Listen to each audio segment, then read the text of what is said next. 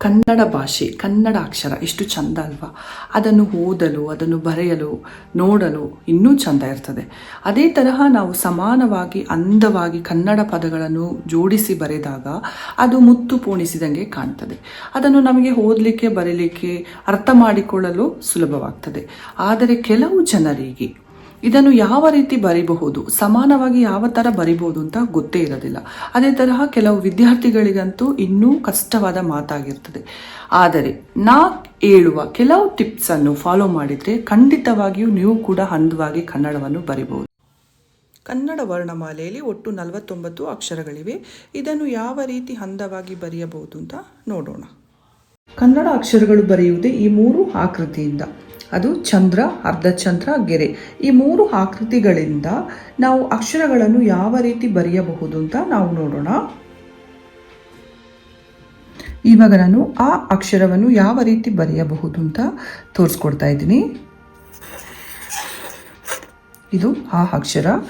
ಇದನ್ನು ನಾವು ಈ 3 ಆಕೃತಿಗಳನ್ನು ಬಳಸಿಕೊಂಡು ಯಾವ ರೀತಿ ಅಂದವಾಗಿ ಬರೀಬಹುದು ಅಂತ ಹೇಳ್ಕೊಡ್ತಾ ಇದ್ದೀನಿ. ಮೊದಲಿಗೆ ನಾವಿಲ್ಲಿ ಇದು ಚಂದ್ರ ಹಾಕಬೇಕು, ಚಂದ್ರ ಬರಿಬೇಕು. ಅದಾದ ನಂತರ ಅರ್ಧಚಂದ್ರ, ಆಮೇಲೆ ಅರ್ಧಚಂದ್ರ, ತಿರ್ಗಾ ಇದು ಅರ್ಧಚಂದ್ರ ಆಗ್ತದೆ, ಆಮೇಲೆ ಗೆರೆ. ಈ 3 ಆಕೃತಿಗಳು ಇಲ್ಲಿ ಸೇರಿಕೊಂಡಿದೆ. ಪೂರ್ಣಚಂದ್ರ, ಅರ್ಧಚಂದ್ರ, ತಿರ್ಗಾ ಅರ್ಧಚಂದ್ರ, ಅನಂತರ ಗೆರೆ.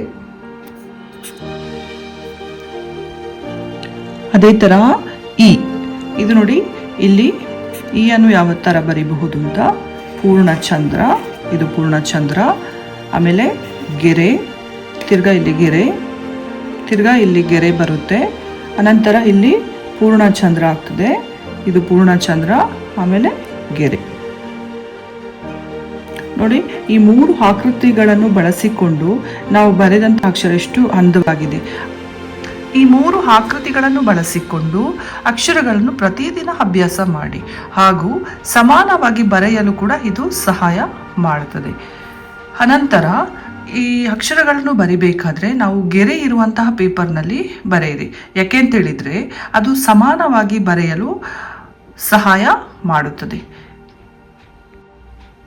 ಮುಖ್ಯವಾಗಿ ನಾವಿಲ್ಲಿ ಅಭ್ಯಾಸ ಮಾಡಬೇಕಾಗ್ತದೆ.